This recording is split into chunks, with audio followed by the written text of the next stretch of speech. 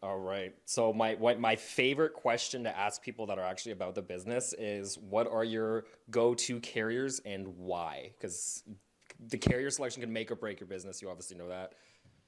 Yeah, I do. I've been through them all. I've been doing this since 2011, right? So we have pretty big familiarity with everything. The main carriers that I want to work with now, Social Security deposit billing, you have to beat your client to the ATM. They will pull their money out and forget that there's a bill, right? And half the time that happens, it was completely accidental, right? But, we may not ever get it back on the phone. So it's important to do billing right. And the application has to be easy. It has to be simple. It has to be predictable. In other words, we don't want an application where even 60 or 30 or 40% of the time, the app gets referred to underwriting or gets declined. In the world of telesales, the first call is the last call. And you cannot operate thinking, well, I'll call them back later. You're not going to. You might sometimes, but those are exceptions to the rules. There's a rule for that reason.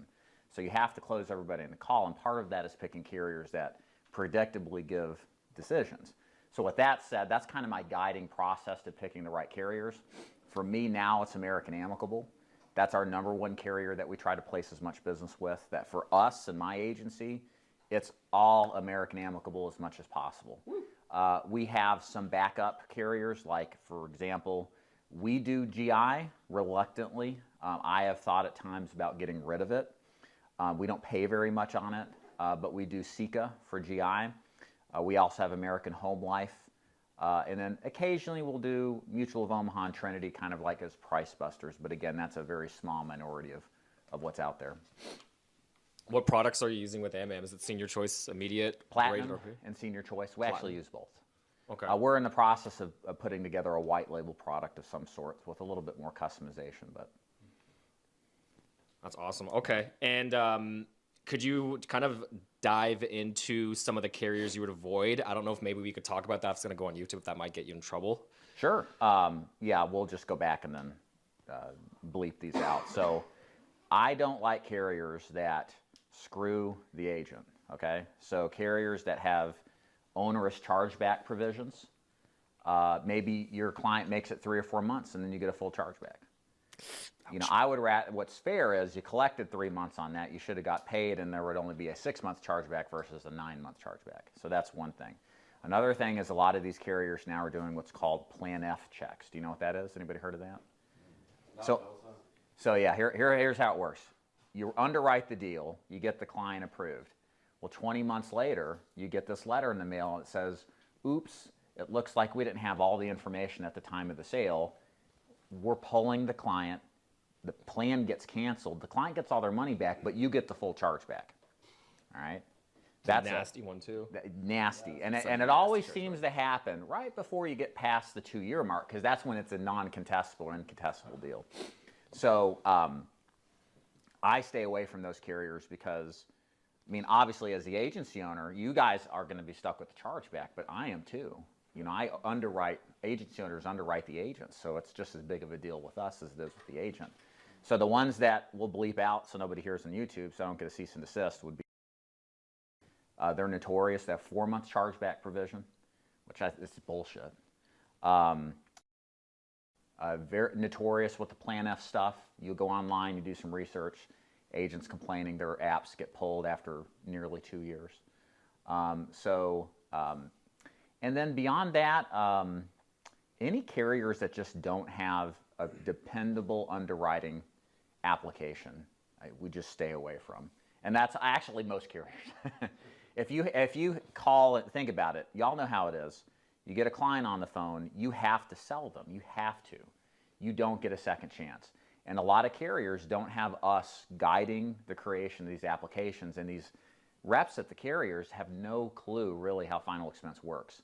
And if you start putting a lot of business with these carriers that don't understand the process, it doesn't matter how competitively priced it is, it doesn't matter how good the underwriting is, like you will lose a ton of business just like that. And you don't want to do that. So when you said American Amicable, so are you, because everyone here I'm sure is familiar with the application, do you opt for the option that if it does get downgraded, they automatically accept it? That's a good question. I'd have to check with how we go through a lot of the nuanced stuff. I may not have the best answer for. I'll have to ask Tim. I'm sure some agents do that to some extent. I know we'll try to pivot as much as we can. We set the expectation in the close that I think I can get you approved. Not sure. Let's see if we can get you qualified. We don't oversell it, especially if there's some question with the underwriting. Sometimes you just don't know. And then we'll pivot to another carrier if we can. Okay. And do you have any stats on, different lead types and, persistency with different lead types, carriers, and all that stuff? Because you've been in the game for a while.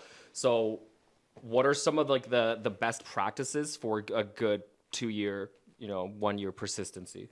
Yeah, so it's, persistency comes down to what you sell and how you sell.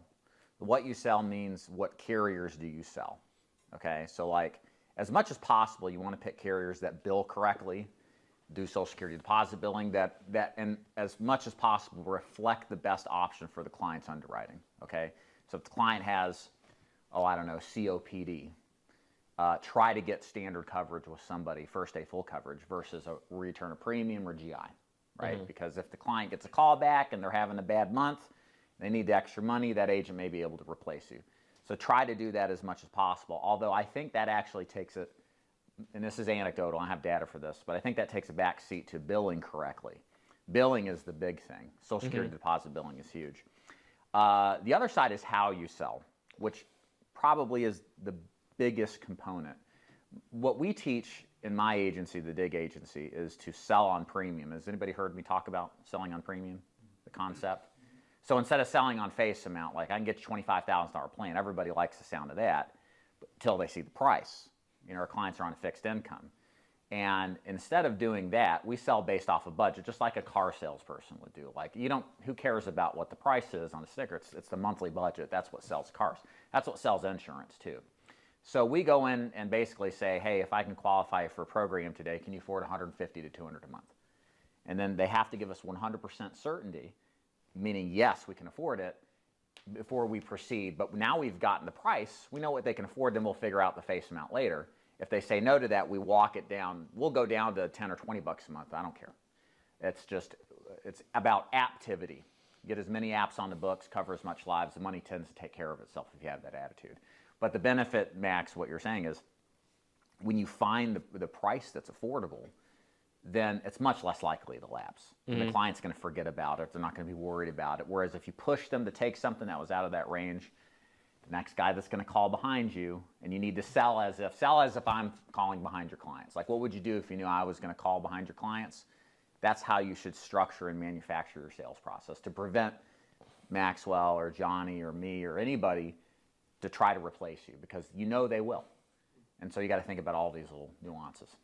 Okay. And I remember we had a conversation a while back, I'm not sure if you recall, regarding getting, ASAP business, as in get them to pay within the next few business days if possible. Do you have any data to reflect how that actually affects placement? Not yet. We started doing that a couple of months ago. It was something we never really, I've always thought of final expense, and it generally is a buy now, pay later business. Our clients are on a fixed income. Let's just get you approved. Let's not make a big fuss out of collecting the premium. But we've kind of revisited that. So we've recently started to push to get premiums on the same day that we write the deal. But I don't know how much better. My feeling it would be better because you've collected the premium. But I don't have any substantive data to support that yet. Gotcha. Okay. And so let's go back to David Duford back when you just started, but let's pretend it's like with today's technology, because the industry has changed quite a bit. Sure. Say if you were just getting started on a minimum budget, because a lot of the people that come into this industry don't have sufficient capital. So say if you were brand new agent, just got your license with minimal capital, how would you start, and what would you recommend agents to be successful that way? A free lead program. I mean, of course, I'm biased, right? That's what I do. Thank you. Checks in the mail. Thank you. Why is the good question, because 95% of agents fail. It's the reality of this business, and you need to act as if you're in that 95%. And if you were in that 95%, what would you do differently? And one other thing to ask is, well, why does the 95% fail? Some of it is just the agent isn't really cut for the business. That's the way Sure. it is. Maybe another product, another agency, but maybe they're just not good salespeople. That's a common issue. The other issue is it's a wrong agency. You want to sell, they want you to recruit people to recruit. There's a mismatch there. The other thing is financial risk, and I've spoken about this a lot since we started the free lead agency, but dropping a lot of money on leads messes with your psyche. It changes how you approach the business. It's hard to not be emotional about taking your hard-earned money and dumping it into the business. Because if you have a bad week or two, watch how things change and your approach does. You start to get depressed, paranoid, second-guess yourself. And many people start doing things differently, which culminates in failure. So when you go into a free lead program, you eliminate that, greatly eliminate that feeling, because if you don't sell anything, you're not down $1,000. And you don't have to worry on top of that, the marketing aspect, where you're going to get your leads, so on and so forth.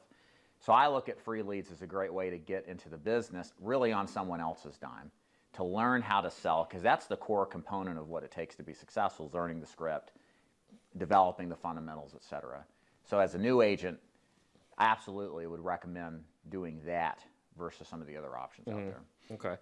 What are your thoughts on the final expense market within the next 10 years? Because, I mean, lead flow is everything, right? So you saw what happened with mortgage protection 2 years ago. What do you think the final expense market is going to be in the future, whether that's far in the future or the near future? So this is one of the things I've always loved about final expense. There's really no connection with anything economically that's going on, right? There's a ton of economic news going on all the time, a lot of it bad, a lot of it good, but final expense is predominantly based off of Social Security. Social Security has never missed a payment. Our clients, if that happened, I don't care what's happening in politics right now, it would immediately change how they vote. And the baby boomer population is a huge percentage and growing percentage of the population. And so that matters to politicians that want to keep their job, which guess what, is all of them Democrat or Republican. And my point in saying this is that there is an absolute layer of protection in this business for the next 20 years that you can't necessarily say for something like ACA or Medicare, which is from administration to administration a political football. Are they going to fund it this year round? Are they going to loosen the business requirements? Who knows? We don't know. And there's that level of uncertainty, even though there's some demographic issues that are making it positive, that makes it a harder business model to have some faith in. Final expense isn't like that. It's not messed with by the government. There's 10,000 to 11,000 people retiring daily, which means they're shifting into the mindset of preparing for final expenses. And they get a check every month. So every month consistently on the same, close to the same deposit date. That's great. So I think it's very positive. You won't see the huge run-ups like we did in mortgage protection, but then you won't see the crashes either. So for me, when I started this business in 2011, it was after the Great Recession was in its full bore. I had a personal training gym, and discretionary income businesses like that, you didn't have to spend money on a personal trainer. You could go do Tae-Bo at home or whatever, right? You didn't have that. The people just pulled their money back. With final expense, totally untouched. Like Lincoln Heritage is a perfect example. Highest price product out there, captive company, no other options. If you look at their sales run through the 2000 teens, they're on a steady 15 to 20% growth. And it's a mature company that's been around a long time, from 2010 to 2020. You know, at the tail end of the Great Recession, through the good times, and kind of right before COVID. And I'm sure it's still even going with all that happened with COVID too. So it's a good business, guys. That's what I'm saying. Have some faith in this. It's great to be in. There's more people in our market every day. People are retiring with less money than they thought they would have too. And that means there's a need for something like what we're selling. And kind of on a final note from my end here. So how has the industry changed since back when you started in 2011? And then where do you see it going in the future in terms of like technology, systems, and where do you just see like from a sales perspective? So much has changed, but so much hasn't. What hasn't changed is it's the same people. It's low-income people, 50 and older, mostly retired or disabled. That has been the same. How they buy has changed. When I was in business as an agent in 2011, it was all face-to-face with the exceptions of very few call centers. In final expense, they're probably 20 years behind technologically speaking. You log into some of these carrier websites and they look like, 90s versions of websites, and likewise, their application processes, in many cases, they didn't have e-apps till 17 or 18, okay? So we're talking like 7 years ago, they just got into electronic app space. So the point is, that was all face-to-face when I started. Everything was door-to-door, but then when COVID happened, it forced all these carriers to play catch-up. The biggest change has been how and which we're doing it, which is almost all over the phone. There's a few holdouts, some old-timers that still do face-to-face. More power to them. It's still a great market, but the market demands telesales, remote sales. That's probably the biggest change. Other than that, the people are the same, the objections are the same, the concerns are the same. There's nothing dramatically different about this business. What about AI? AI, it's interesting. I had a conversation with somebody last night. They're developing technology to do AI outbound, right, to help qualify the leads, send them to you, but with an AI thing. I think that we'll probably get that for a while, and my instinct, and I may be wrong, is that will be pulled because was anybody selling anything final expense in 2015, 16? 18-ish. Do you remember avatar leads? Anybody ever heard of those? Yeah, the press ones. Not press one. So avatar leads, this is an allegory to why I think AI will be here, but then it'll get pulled back. So avatar leads where they're outsourced to the Philippines. If you remember those like online soundboards like Joe Pesci or Arnold Schwarzenegger, you press it and it's like, whatever. They say well, that's what an avatar lead was. It was a recorded professional salesperson, and instead of the Filipino caller saying it with the accent issues, they would just press the button and be like, hey, this is, I'm calling you back about the state-regulated program. But it was all professional, they were great leads because they were cheap. What they said was the same every time, and the quality was pretty good. And anything that's really good in our space for marketing, the government comes in and pulls the rug out from under it, okay? So it's like ACA no dial, that if you were around the last couple of years, you could enroll somebody without ever talking to them. That was only a matter of time for the government's like, no, I can't do that crap. So likewise, I think with AI, it's so easy to get set up. It's so easy to train it. And then now everybody's already spammed to death with phone calls. Like, well, what's going to happen now? We're going to get spammed to death even more with AI. I think there will be some sort of pushback to it. So, I mean, I like the tech, but I don't know if it has the longevity that maybe people would like it to have. Because if it works too good, and it will, it's not going to be around. So you don't think the agent will actually be replaced by AI? No, no way. Absolutely not. I mean, you still have to have a license to close it.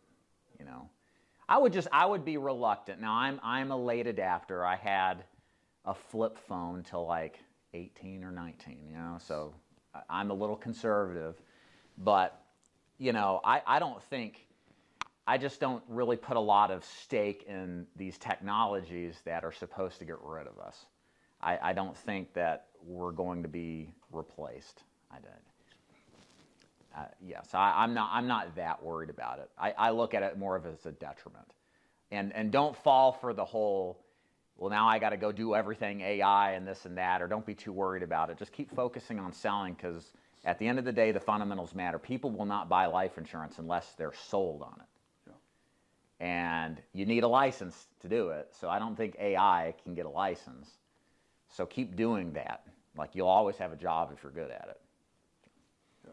I'll jump off that as a marketer. So as you've transitioned in the last 10 or 12 years to yourself, or get into the business yourself, maybe a small team, free leads, et cetera now, how do you approach, or how do you balance taking and adopting new things like either AI leads, AI dialing?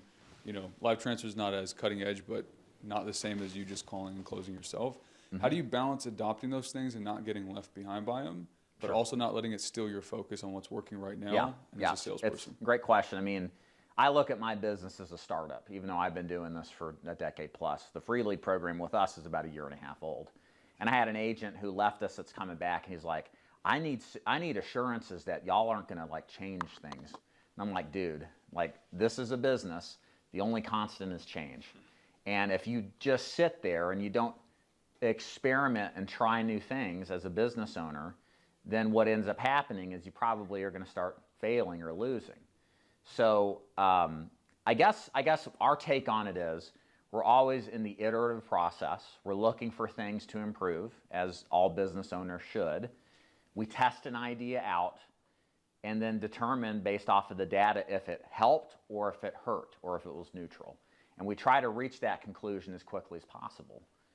We're not trying to sit here and run a thing for months on end to see if we need to know fast. We want to move fast, figure it out fast, and move on. And we would do that on all aspects: operations, marketing, CRM, our dialer.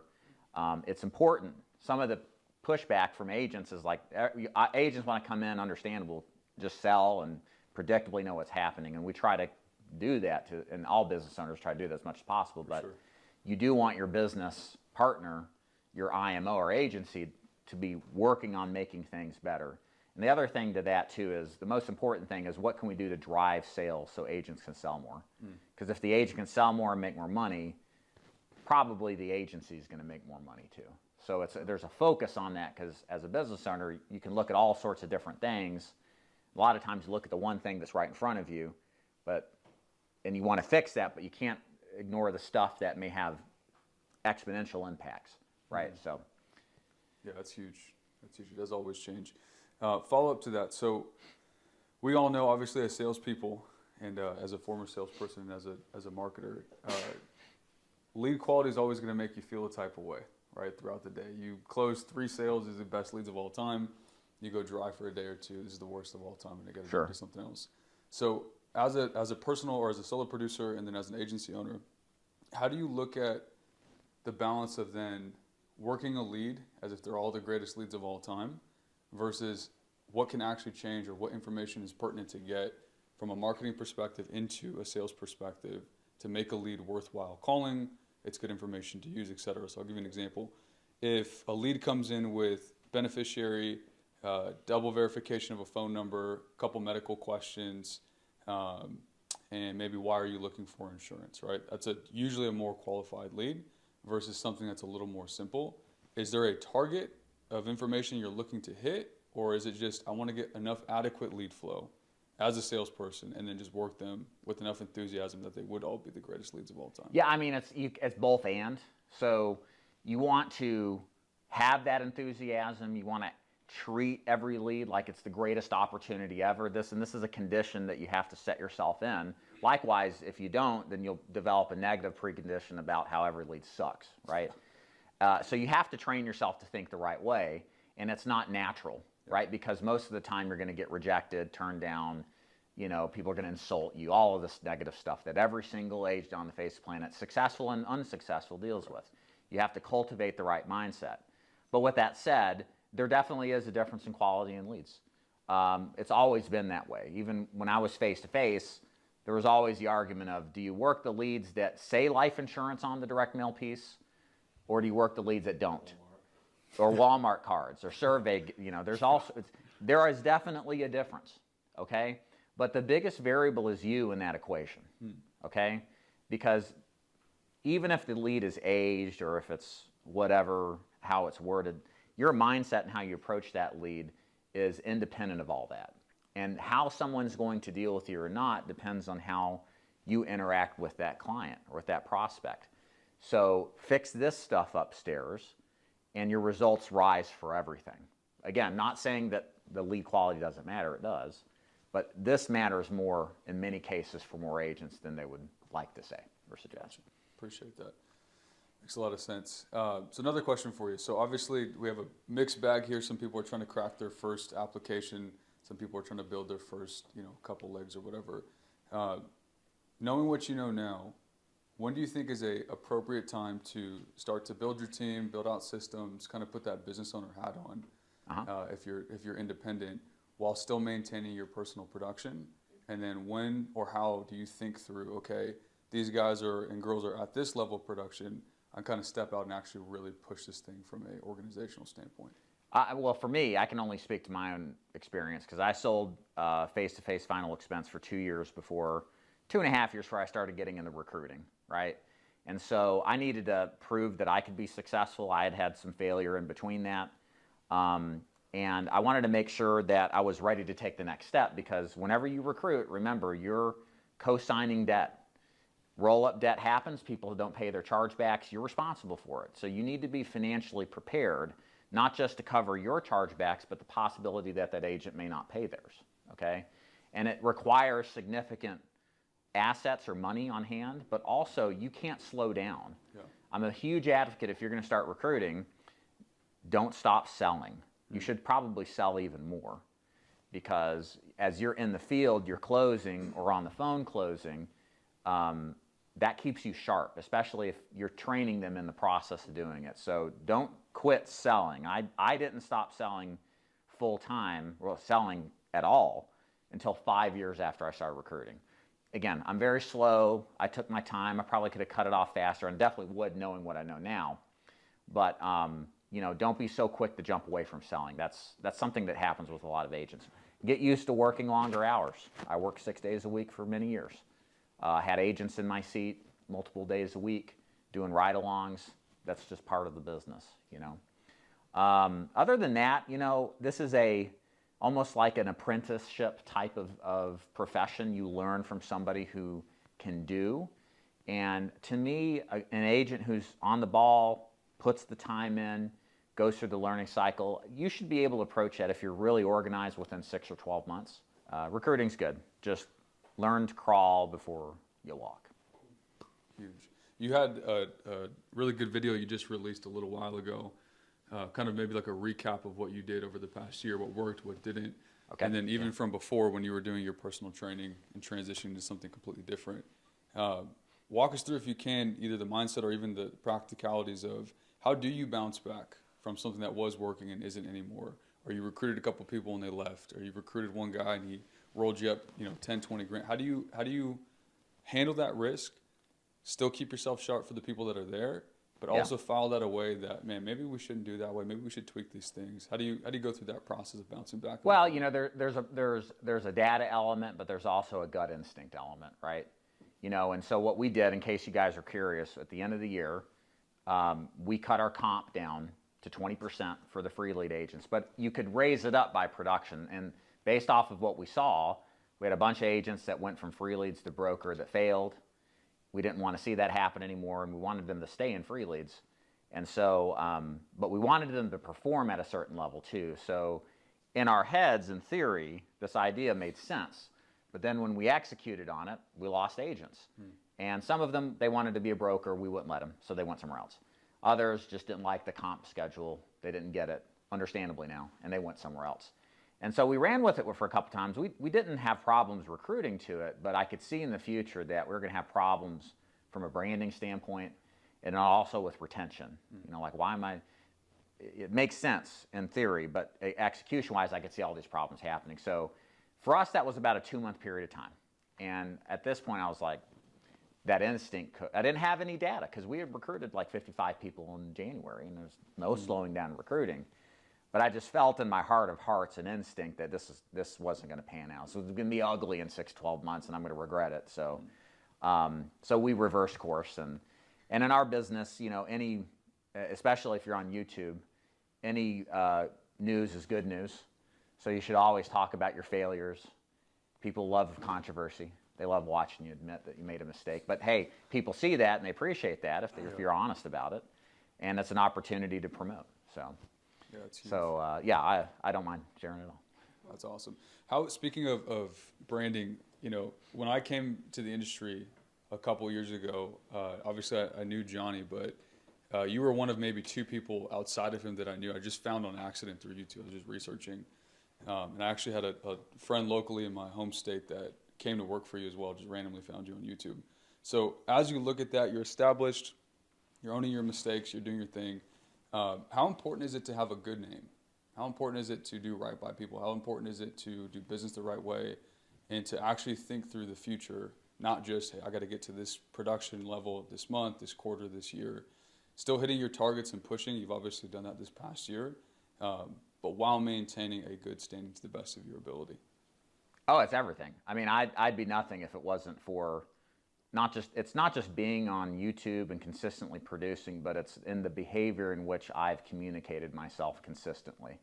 Like, what's cool, like people can go back to 2014 and 15 and see my content, and they can see, even to today, even things have changed, but they can see a level of consistency. Yeah. And I think in that, you start to build trust. And in a business where there's very little of it, with all the BS and insurance sales, it's a very important commodity, right? So, I mean, it's been everything. And I don't know where you want me to go with that, but I mean, it's yeah, that's great. It's, yeah. Huge, yeah. Especially since everyone here, I think the longest standing, besides maybe Steve getting his license, was just a couple years, 3-4 years. You're at triple that. You've had a lot of different changes, so it's good to see. Last question I have for you, and then I'll open it up for Q&A for technical and practical stuff. What's something that 2011, 2012 David believed wholeheartedly about either the industry, sales process, yourself, etc., that now, 12 years later, you believe the complete opposite? Free leads sucked. Telesales sucked. Everything I'm doing now sucked. So, I mean, yeah, I mean, it's just a lot of how things, like, the biggest change for me is I used to be very dogmatic. Like, you have to do business in this exact way or you'll fail, or it doesn't work, or it's not good for the agent. But as I've matured and I've, again, questioned my pre-existing beliefs, which is all something we should do. Even things are very positive and 100% in belief of, but a little doubt is good because it allows you to revisit these things and many times find an opportunity. And I think that's what I've been blessed to be able to realize is that, you know, those things have changed over time. And that's just with experience and with recognition and of failure and success in the business and trying to figure out what works and what doesn't. So other than that, I think those are probably the main things. But then again, I mean, the market's much better for telesales now. It wasn't at all in 2011. And, you know, my belief in the beginning was everybody should be an independent agent, high contract, and drop $1,000 a week on leads. But the truth is, more people aren't that than they are. And even if you want to be that one day, it might just be better to put that risk on the agency to cover that cost so you can learn the business. For sure. And eventually get to that when you're more financially secure, because it takes more money and a lot more of that, like, ability to stay calm and focus, and I think people really realize. So those would be the two biggest things. That's huge. Appreciate that. Open it up for questions. We can just go popcorn style. Who's got one? I want a question. Okay. We'll come to you second. Tyler had Yeah, make sure you speak in that mic if y'all don't mind. Yep. Thank you. Hi, Tyler. What's up? Hey, yeah. So one question I have for you, I think I saw in one of your videos you put out recently, with the free lead program, and as you're evaluating it, you realize that a lot more of your agents want to become brokers in the future. Yes. So when do you feel like is typically a good point for people to start thinking about transitioning? Yeah, 3 to 6 months worth of their personal expenses in the bank. The bank account is really important to have not a slush fund, but like a bankroll. Like, if you have a bad week, you don't want to be questioning, should I even be in this business? You should be rational and understand every good agent has bad weeks, right? And that shouldn't change your strategy, but for so many, as I've discovered, it does. But that mindset comes with confidence too, right? And if you have confidence based off of prior results, meaning maybe success in the free leads program for a couple of months or a year or whatever, you're going to be much more able to believe that because you've been there. You've probably had bad weeks before. This is no different, even though you're handing out the money, but you also know that it's going to resolve itself, right? So it's an experience thing, and it's definitely a financial thing. And I think the more money you can save and have up and running when you transfer, if you ever do, to a broker, the better off you're going to be. And you probably need more than you think. That's been my biggest realization. Do you have like a threshold or something like that you'd encourage agents to stock up to? 3 to 6 months of living expenses. You know, it's probably 25 to 50,000. That's being really, probably doesn't have to be 50. 25 is probably more realistic, but somewhere in that range. The more the merrier, though, for sure. That's huge. For me, when I had 50 grand in the bank, man, it changed my mindset on sales. Like, it just didn't matter if I had a bad week or two, because I knew I was going to recover. I had plenty of set aside. This is probably like a super basic question, but I was just curious, since you've mentored so many agents, like what's a consistent skill that you see in consistent producers that produce at a high level? Oh, there's many. Short-term amnesia. Wake up every morning forgetting about the failures, even the successes of the prior day. That took me years to develop, but if you can do that, that's really good. No issues with working a lot. Again, there's a correlation and probably a causation with the amount of time you put into this and how much money you're going to get. And if you're new and you want to have an unfair advantage, then put in 60 hours. Most people don't even put in 30. And I'm talking hours on the phone. And what you'll get out of it is a rapid opportunity to learn and get better. Another good thing that great agents do is they make mistakes, but they learn from them sooner than later. So when they do make that mistake, like let's say the opening, right?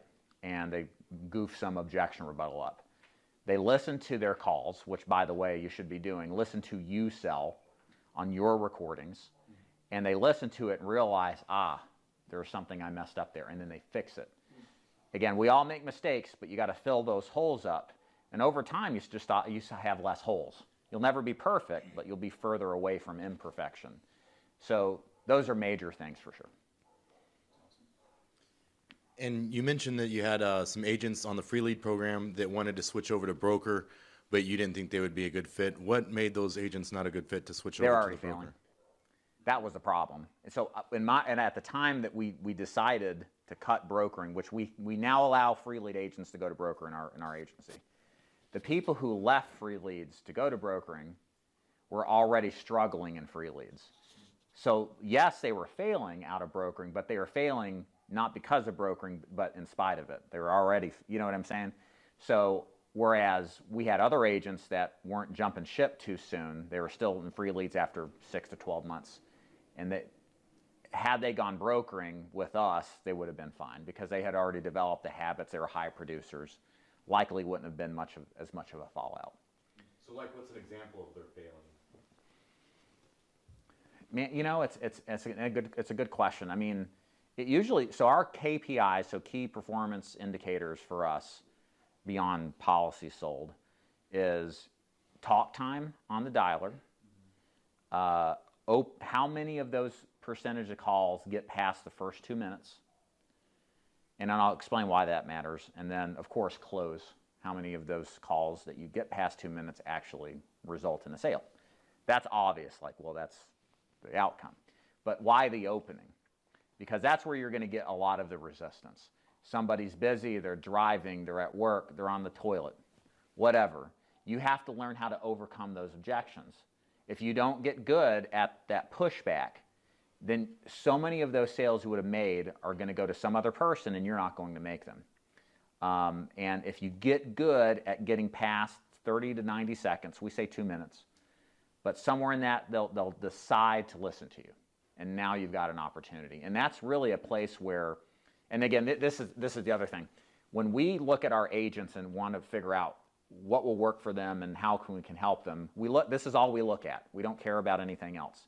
If I can get somebody to go from 5% of calls to 2 minutes, and these are just arbitrary numbers, to 10%, that's a doubling of their income. That's huge, right? And so likewise, we want to work on these, improve these, and push them as much as possible. Okay, 2 questions. Dialers. There's a plethora of different dialers coming to the market. Which one has your allegiance? The Dig dialer. Oh. So we use, we work with Convoso on our dialing system. The problem, and it's amazing. It works so well, and increasing connection rates. That's the challenge in our business, is get these freaking people to answer the phone. We switched to them, and we had a 300% increase in connections, which was huge. Mm-hmm. Our guys would go from 40 to 45 hours needed, our good guys, to sell 10 or 15 policies down to 25 hours. Wow. Yeah. So the problem with it is you need to have 20 people or more in order to do it. So What we have with Convosa now is an ability for an individual agent to pick up a seat so that they can use the dialer. You don't have to have a large agency to do it. There is tech requirements, though. You have to have wired access, Ethernet access, no wireless headsets. Like the tech is so demanding, and because it's so good, like you have to make sure that stuff is worked out. But, And how much is each seat? if you're a broker, I mean, if you work with me, it's free, of course, as a free lead agent. But if you're a broker, it's $425. It's expensive, but it's absolutely worth every penny. Can I get a tissue, somebody? Thank you. Yes, I'm of sorry. course. I'm blow my nose. Talking about Convoso getting you emotional. I know. I'm tearing up. It's so awesome, guys. This is not a sales pitch. Thank you. Are you saying it's $425 per month or per quarter? Correct. Oh, I see. Okay. First order. Yeah, not this. No, this is the luxury purchase. I mean, it's worth it. Okay. My second question is, I just learned yesterday that Ashley Mullenix is no longer with your team, but in the past, I saw her videos 2 months ago, and I recall that she would recruit people into her downline, but use you as the trainer. How did that? What was the back dealings of that? If you can talk about it, like She got paid a cut. She's basically a referral source for our company. right. So that was the extent of what she did.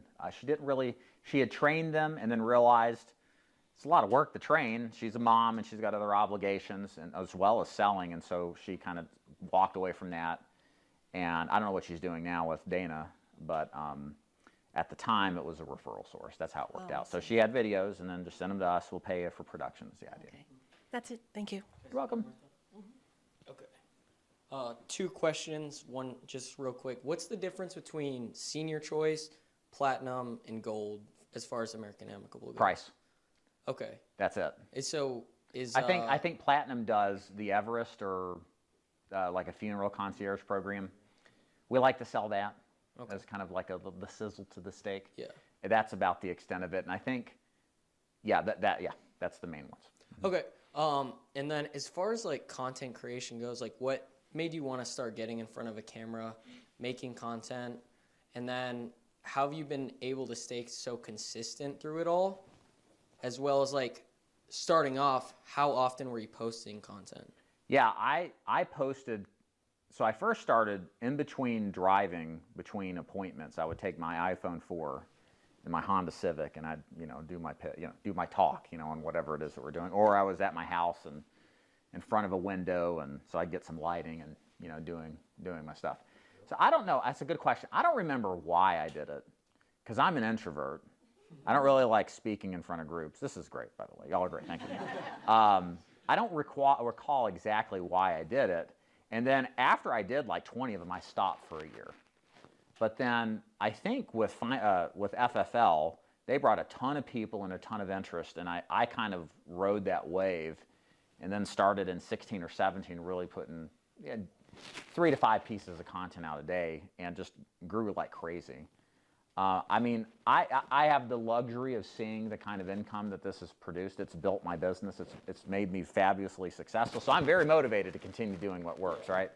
But the thing with YouTube, if y'all are ever going to do YouTube, whether it's for producing content to get clients or recruiting, don't expect anything for the first year. But you got to put out, now, and the environment now is different from 2014. There's a lot more competition. So you got to put out really good content. That doesn't mean it has to be Mr. Beast style, like production quality, but it needs to be very helpful, and it needs to be very high quality, world-class content, at least in information, and do it consistently, and know what who your audience is. That's the big, like, you can't be generic. You have to be specific. It's better to be focused on final expense telesales agents that are female than it is to be just an insurance agent. Right? That's a totally different market, different beliefs, et cetera. And the more specific you are, the more niche you are, the better opportunity you have to succeed. But it absolutely works. But nobody will do the work that it takes to be successful, just like anything in life. But it's. Can I ask a brief follow-up to that? You sure can. So were you creating one piece of long-form content? You said 3 to 5 pieces a day. So like, were you creating one long-form Oh, did I say content? day a week? I'm sorry. And then, okay. Yeah. So 3 to 5 a week. Was it mainly long form content, like 10 to 20-minute videos? Yeah, I'm not a big, in this space, may differ for others. I don't think shorts really are all that cracked. Now, I still do them, but I don't think there's any shorts that really have the same power as longs, if that's what you're asking. I'll tell you why. Because YouTube is the second biggest search engine. Google's number one. Why do people go on search? It's to get answers to questions, right? And so you should, if somebody's asking, well, how do I be successful in final expense? You can't do that. Like truly, you can't do that in 60 seconds. Like people don't want just 60 seconds. They want as much as they can get, which means long format always wins. So, you know, again, it depends on your niche. There may be others where, I mean, I don't know if I could sit down and watch a 20-minute cat video. I probably could.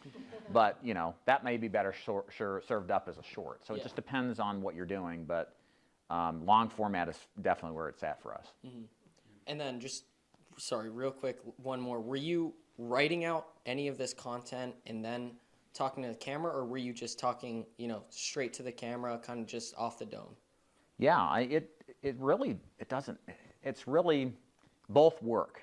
I started off by having bullet point notes, and then I could basically fill in the rest with some level of just ad lib, you know. But there are people in our space, not in our space maybe, but just in YouTube land, that they script everything out and they read it and they're looking at the camera and they're reading it. You can't tell, and it's good content.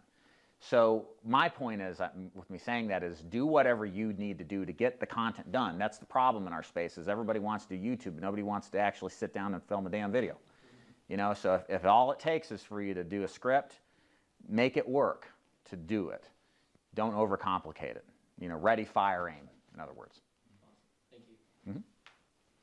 Hey, David, just piggybacking off of that Convoso conversation we're having, have you seen, you said 300% pickup rate. Have you seen that like correlated to like 300% more in sales, or has that not correlated? No, because agents, they don't want to put in 45 hours if they don't have to. Right, okay. I mean, would y'all, I mean, if y'all can make 10, 15 sales in 25 hours on the phone, I think you'd rather do, like, at some point, there's enough money to be made, and you're happy. I mean, that's the thing. And agents, you know, if they could work from 9 to 3, 5 days a week, that's not bad. And that's what we created by doing this, which is fine. You know, it's, you know, our goal with this whole commission tier thing, that we started them low, but was to try to attempt to resolve that, because we got Convoso because we were like, man, these agents can put in 45 hours. They're going to do like 20 sales a week. Yeah, we're going to all be rich. But, you know, humanity, or, you know, the limits of that kind of run up against it, and, you know, they hit their numbers and go home.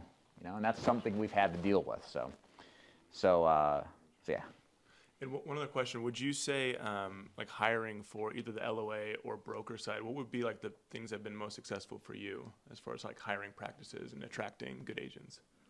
Well, okay, yeah, good question. So again, I have the luxury of having a brand because I've stuck with producing content for so long, and being and attempt as best as I can to be consistent in the delivery of the message, right? I think that's very valuable.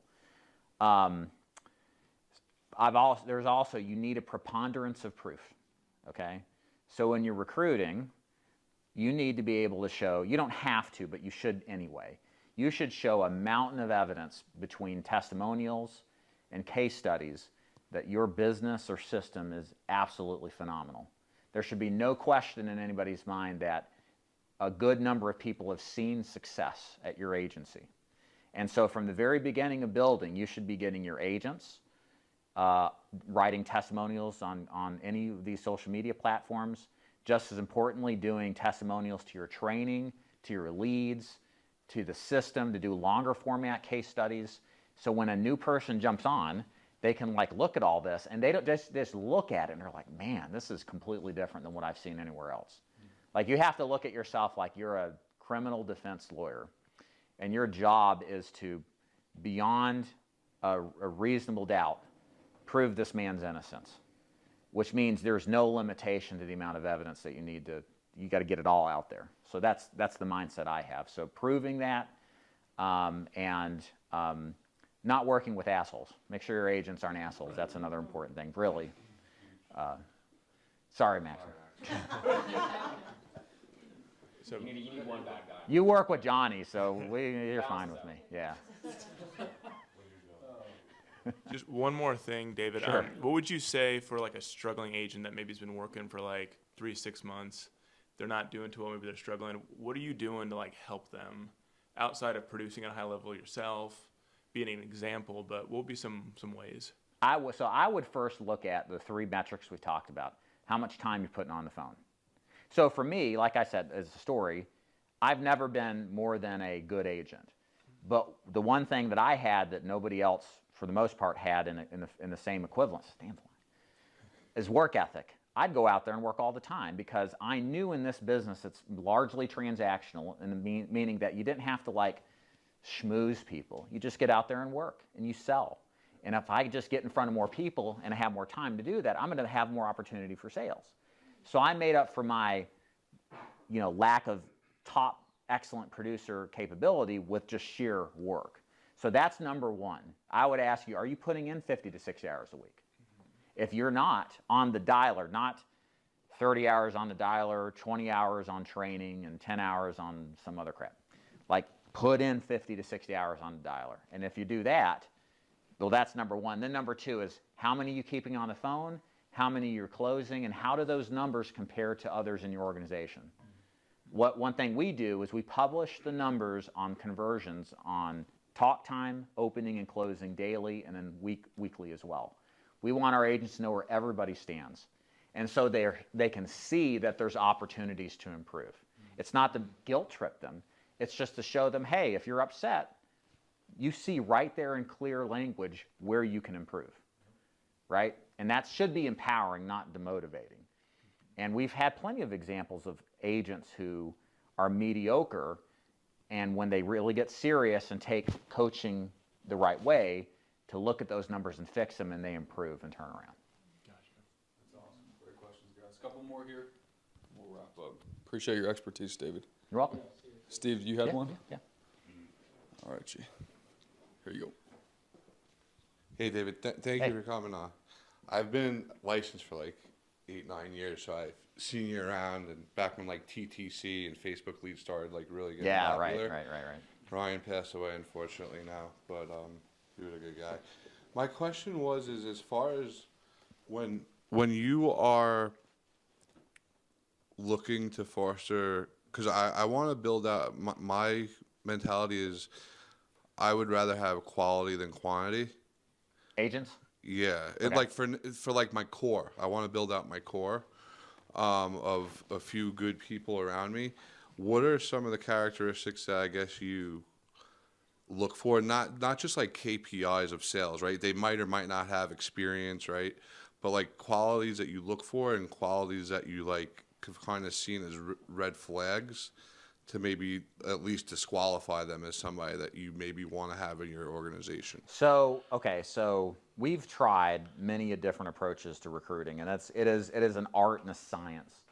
You're never going to have the perfect algorithm that proves this applicant's going to be a top producer. It just doesn't work that way. What we have seen, there's a couple of theories I run with recruiting. Number one, recruiting is more about disqualifying candidates than qualifying them. There are signs I look for that make a candidate not ideal, and I try to filter that out up front, okay? For example, we've used DISC assessments. DISC assessments are pretty good. We kind of know what a good agent looks like from a DISC assessment standpoint, and we know what a bad agent looks like.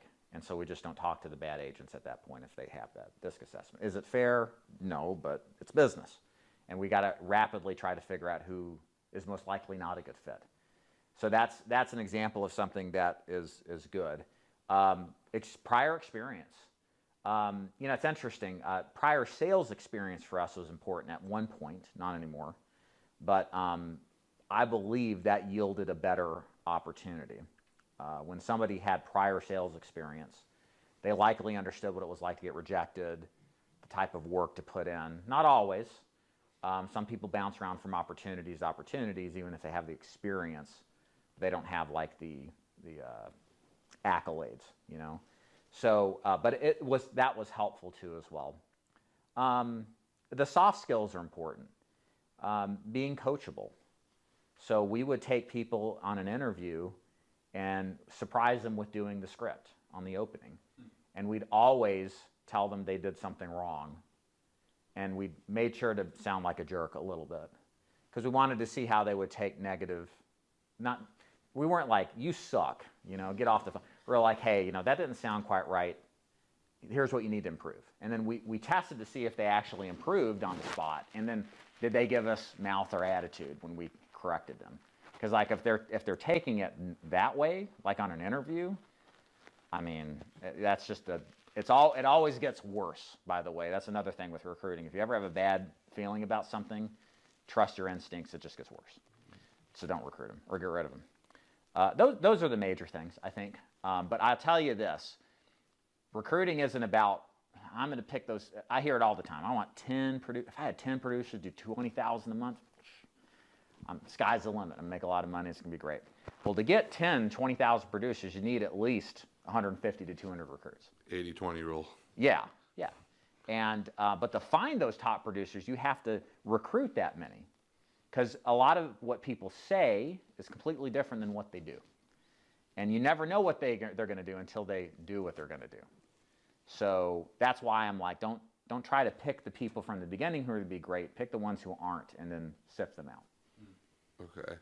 And then if you were starting over today, as far as like how you would, do you have any advice of how you'd maybe structure things, right? Because I'm sure you've went through different ways of structuring your business, your agency. I mean, recently you did. But like if you were starting over, what would you say you would probably say, well, I would probably do X, Y, and Z. I would want to build it out exactly like this to build my core, or any like more or less how you would structure it, knowing what you know now with all the experience from when you were just, I guess, starting, that maybe somebody like myself wouldn't think of? That's important. I mean, I'm a big believer in the free lead model. It's more recruitable to a free lead model when you're not asking agents to take on a huge risk financially. So it opens up a pool of more candidates, which is the ultimate bottleneck, I think, on agencies to have a good system.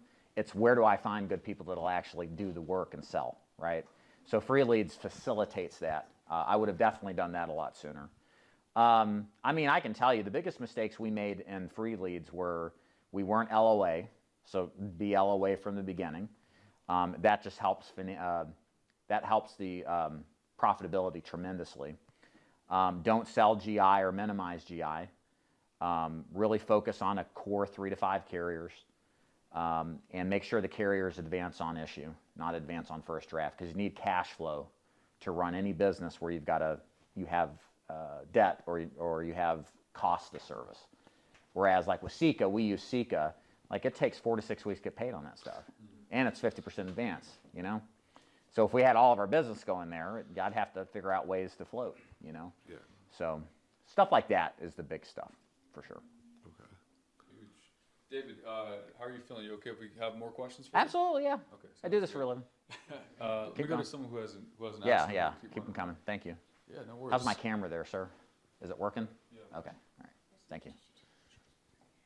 Hi. Hey. I just started, actually. I just got my license in end of January. So Okay. I was wondering if I'm not too familiar with your business structure. Do you all do IULs, annuities, and would you recommend anybody starting at that already has experience in finance? Yeah.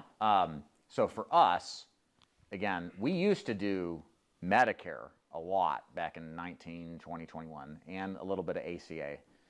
We got away from it because I felt strategically as a business it was a distraction. Why? Because there's so much opportunity in the space with any one particular product, but to be an expert, to be very focused and have a deep knowledge of something, it takes all of your effort. So if that's true for every product, if you start stacking more products on top of that, you're going to exponentially need more focus in time than it takes for most people just to do well with one. So for us, we narrowed our focus back down to final expense a couple of years ago, dislodged the Medicare and ACA stuff, and we've had the best production that's come out of that because of that focus. So it's less about, I think, some people think, oh, IULs are a scam or this and that. Like, that's not that at all with us. It's just, it's not our business. It's outside of our realm of technical knowledge and expertise. And likewise for agents too, you know, that's a big thing I always tell new agents is pick one product to be very good at, because it takes way more time and effort than it appears at first to master it. Again, if you watch Max here sell, it looks easy, but he's really good and he's done this for years, you know? But if you think, oh, it's easy, that's not true. It's simple. But the pros always, like, same with sports, it looks easy, but we all sit here and, you know, critique the quarterback all the time, you know? So it's the same idea. Pick one and run with it. Other than that, yeah, I mean, you know, if you have the financial planning background or whatever, I mean, those products are more in that lane, I would imagine. So it just comes down to what your strengths are, you know, play to them. And for the thing that you're most passionate about, you should do. Because you're going to have so much crap to deal with in this business between clients and leads and putting up with this stuff. Like, you don't want to sell a product you don't believe in on top of all that. You know, you're still going to have bad stuff to deal with, but it might as well be something that you're passionate about. Gotcha, thanks. Welcome. Hey, David. For new agents coming into the business, what is like the minimum amount of time you would recommend? Like going all in, or like basically to figure it out Someone's and at get the the door. ball rolling? Sorry.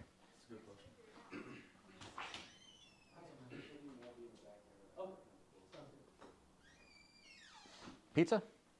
He's fixing the pool. Oh, pool boy. Okay. So your question was how much time before you go all in? Well, I mean, like as new agents coming into the industry, how long should someone give themselves to figure it out before Oh. you're like, okay, this isn't working? Yeah. So I've always told agents in final expense, your first week on the phone after assuming you've trained, assuming you've spent a lot of time rehearsing the script, you've done everything you should have, you should make sales in your first week. Assuming you're full-time, not like part-time. If you don't, then I'm worried. That doesn't mean you can't turn it around. There's a guy on YouTube who says that he took 2 weeks of not writing anything and then he started writing a lot of business. So is it possible that it can take longer? Sure. But the nature of this business, final expense, it's a one-call close. It's a predictable, repeatable script. It's not too terribly complicated. It's not easy, but it is simple.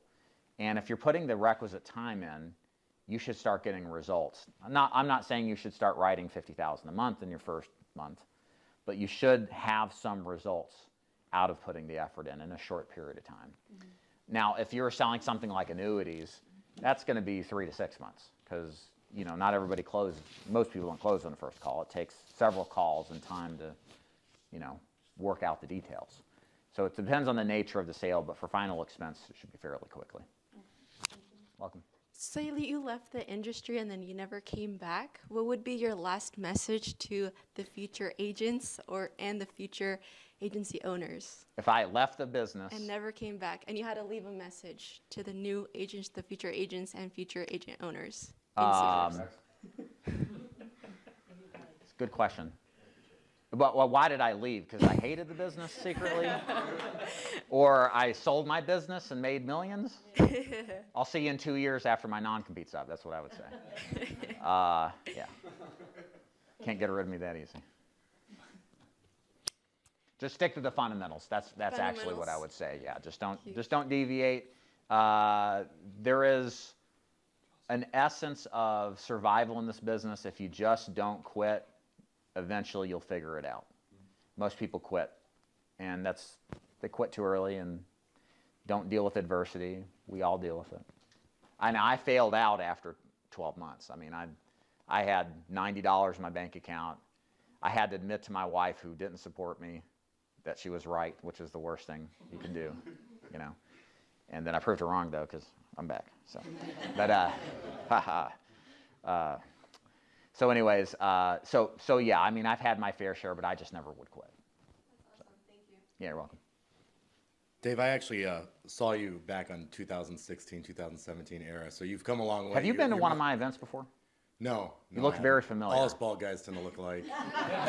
Yeah. But you're much more polished. You've come a long way. So Thank you. Congratulations on that, on your videos and stuff. But I did have a question about the KPIs you were talking about earlier. Sure. The talk time, the 2-minute, the close. What would be good targets for a new agent to Oh, aim it for? just depends. That's very much dependent upon the script, but also the dialing software that you're using. So it's hard for me to say. This is why I would suggest, from an agency standpoint, to track this, because if you know where you stand, where everybody else stands, you're going to figure out right away what the median is, what the high end and what the low end looks like. So I would say push your people to do that, and then figure out from there where you stand in the midst of that. Because again, like I said, you could be working with a different dialer than what we do, and that'll totally change the conversions and some of these little things we're talking about to some extent. And speaking of which, your new dialer, because I am Digdialer.com. using Kixie. What is it? Digdialer.com. Because you were previously using Kixie, I saw in one of your videos, and Yeah. and so you switched. What made you switch from Kixie? Is the Kixie guy here? No. Okay. Dart's gone. Okay, he's not. He's coming back. He's not coming. No, he didn't show. Mine's edited out for content's sake. So I can say what I want, right? Yes. Yeah. Let's go. I've been waiting for this. I'm about to cancel my Kixie account. I like Kixie. I still affiliate for him. So I mean, I just deposited a check from referral. So, I mean, they're good if you can't get Dig Dialer or Convosa. The challenge we had was convert or connection. That's the variable that how many of your leads can you get on the phone, and what kind of technology can you use to do that? And we tested. We didn't know. We were happy with Kixie. There were some bugs. It's a newer product. You're going to have that stuff, but it wasn't terrible that we were going to hang it up. But we had looked at Convosa because it's a call center quality dialer, and then we tried it out, and it ran beautifully.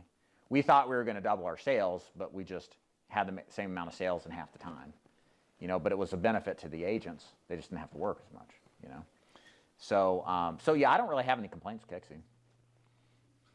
I do. Oh, you have complaints? No, I cancel. I've used a lot of dialers. I've been on the phone for like 10 years. Okay. So, but I guess the question would be would it be available? Because I know you said you need like 20 agents, 20 reps on the phone for it to make sense and work, right? Oh, Dig Dialer? Yeah. So Digdialer.com, you only need one. So if we wanted to, we could go. You can use Dig Dialer just as one agent. Okay. You don't All even right. need to be a part of the Dig agency to use Dig Dialer. Well, I am. Technically, I am, but. Oh, I know. Thank you for being. Yes. But for all these of you out there that are watching this, you For don't have everybody to. that's not. You should be a part of the it's Dig more agency for or you. Johnny's agency. All right, that was my question. If Okay. if we wanted to, we could. I'll get with you after. Do you accept Direct Express? No. Tyler, do you have one? Yeah. So when we're talking about the different dialers, and you said like Kixie, for example, it's like maybe connections aren't as Well, they frequent as- may be fine, but just Convosa was three Yeah. times better. So, yeah, I guess my question is, what about Convoso versus other dialers you've used? Like, why do you think there is a higher connection rate? Like, There is kind of a black box-ish element to it. Like, it just kind of works. There's some magic. I don't know how to explain it, but like a couple of things. Like, if somebody's out of the country, the dialer knows they're out of the country. They won't even dial it. Wow. If there's a voicemail, it won't even play 98% of the time. You don't actually even dial. Like, when you get into the system, when the green light flashes, you go into your script. So it's almost like you're doing inbound leads. Okay. It's just a tremendously better system. And Kixie does the same. You get numbers and they clean them out and switch them around so you don't get the spam likely telemarketer likely stuff, And it does a lot of the same stuff, but it just is better. a second question I have is, I feel like I think we've all learned a lot from you. in terms of like the industry and people that are on YouTube, social media, like who are a few of like the other people that you would recommend, like us listening to, learning from, like kind of a short Besides list? Johnny Netafan. Thought you'd say that, yeah. Max, you got a channel? You don't have a channel? I can't believe you. Come on. You would say something bad? Really? You're missing out. You'd be great. You're so good on camera. Yeah, I'm trying to encourage him. Do I get an affiliate? We could. Who else do I listen to or recommend? Nobody. I don't really listen to many other. I mean, I know what others in my space are doing, but I don't have like a mentor or somebody that was doing it before me. Same like for us. Yeah, sorry. Like for us, there's a lot of people out there, like creating content. In life insurance, like who would you say are other people that like newer agents should listen to that you feel like give? For the purpose of sales advice or for creating content? Sales. Okay, so I'll push back on this a little bit. It's not the answer you want, but I think it's important. I think once you find your agency, you should shut YouTube off and you should do what the agency tells you. Because what will happen is that, including my content, because what's going to happen is that Ashley Molinex is going to say something different than Johnny, who also says something different from Peter Roberts, and then Dave DuFour does something entirely. So the new agent who has, in good faith, is trying to do the best that they can, is getting slightly different answers and making what should be simple complex. The truth is there's multiple answers that are correct here. What you need to do is figure out what you are more attracted to and follow that exclusively and put on blinders.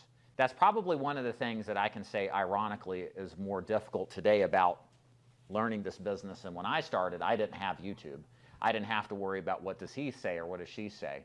Not to say you can't pick up good stuff, but if you're with a good agency, which you are, do what they teach you. Spend the time getting good at what they teach you. Because many times I find, like, we'll talk to agents who are like, man, yeah, I've got this close Cody Askins did was amazing. And I'm layering it on top of what, your opening is. And then Johnny's qualifiers is, and then it's like, what are you selling? And how much you selling? Nothing. I'm struggling. I'm like, I wonder why, Whereas if the one agent does one of those independently or just focuses on one, the outcomes are better. So shut off YouTube. Just listen to your agency sales calls. Listen to your sales calls. Really dial in, focus on that. I just think that's a more simplistic way to do it instead of just seeing what everybody's opinions are. Cool. Makes sense. Martha, before you speak, any other last questions? Yeah, I can keep going. Just let me, if you've got a question, let me know. I'm going to hang out after a little too, so if you want to ask me anything in private, tell me. Okay, so do you not offer any more face-to-face training? Well, no, we don't recruit face-to-face anymore because the market doesn't want it. I mean, we get 150 to 200 applications a month, and 5% of those are face-to-face. Okay. And it just became pointless to recruit to it, and then a lot of those would sell telesales anyway. So we made the decision to just kind of do both and go all in on telesales. I think that's just where the future is. Face-to-face is great, but most people don't want to go into the houses of these people, and I definitely understand. And my final question is, what's your exit strategy having such a humongously successful agency? My exit strategy is to make as much money as I can and then sell out to a private equity company, 3 to 5 years maybe. And I don't know after that. My dad, here's my goal. I want to beat my dad at something in life. My dad sold his company to Ecolab when he was 49, and then proceeded to invest in Florida real estate before the 2008 drop, and then divorced his wife. So he has very little money left over now, and he's working up in North Dakota at 68, but he loves it. But I want to beat him at selling the business. That's my point. So I've got 9 years. So Gotcha. Last call. Any other takers? thank you guys for having me. I Awesome. appreciate David, it. thank you so much, Thank you for man. the good questions. Appreciate too. you.